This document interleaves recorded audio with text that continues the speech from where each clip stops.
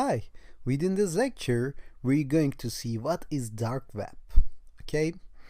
And actually, this section is all about dark web and deep web, and it has nothing to do with the following sections. So we're not gonna use dark web or deep web anyway in our penetration testings. And later on, we're going to learn how to write Python softwares, Python ethical hacking tools, and we're not gonna use dark web and deep web in those sections as well. But we have to learn this in order to be able to browse the dark web when it's necessary. And what is dark web? Let me tell you all about it. And then we're going to discuss why is it necessary to learn this.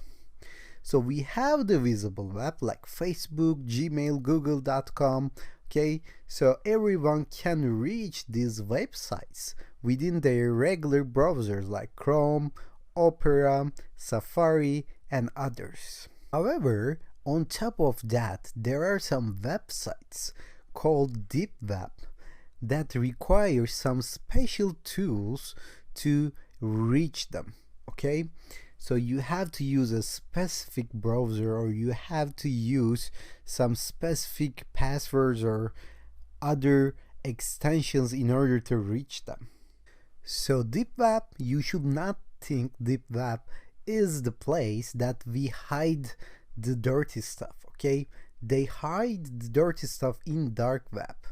So in deep web, we have some websites, but they are not visible to general public.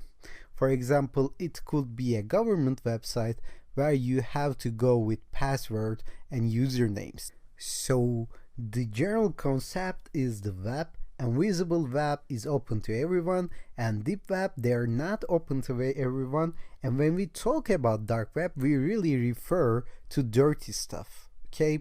So people selling drugs, people sharing new ethical or non-ethical hacking things, people stealing money from each other, people selling stolen credit cards. So this is where the dark stuff, this is where the dirty stuff is hidden inside the web.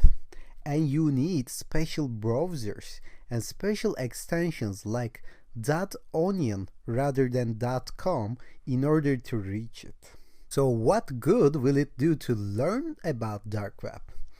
The cybersecurity specialist should go to dark web and browse the dark web whenever it's necessary.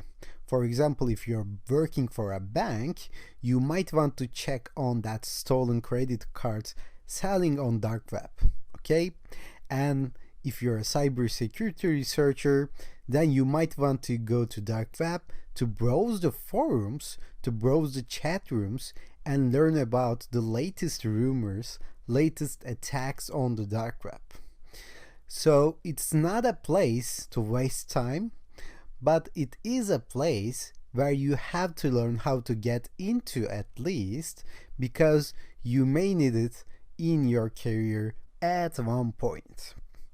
And this is a little vague to you right now, I know, but in the next lecture we're going to learn how to download the special tools and how to reach to the dark web, and it will be more clear to you after that. So let's stop here and continue within the next lecture.